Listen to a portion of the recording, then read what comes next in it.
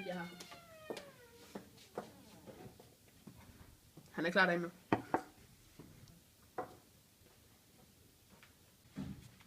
Hej. Edo.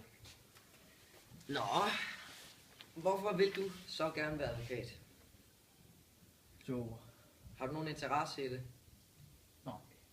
Nej. Har du nogen baggrund ud over dit CV? Altså noget bag dig? Nej. Nej. Nej. Jamen altså, bare 3 år praktik som bager, det er jo perfekt. Ja, du virker engageret og klar til jobbet. Gode færdigheder. Så der er ikke rigtig så meget at sige der. Den kan du godt regne med, at det bliver dit job. Så velkommen til. Okay. Og tak for samtalen. Det var slet. Så må du også gerne gå ind til ham.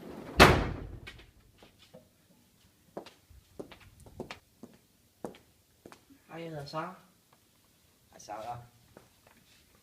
Nå, Sara.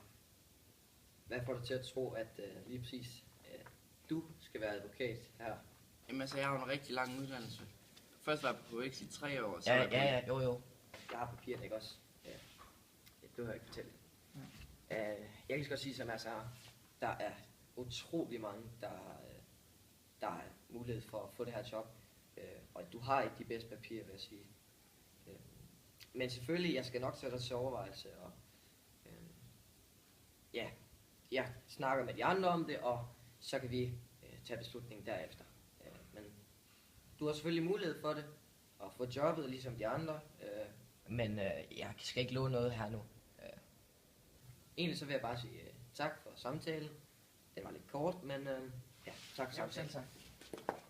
Hej hej. hej hej.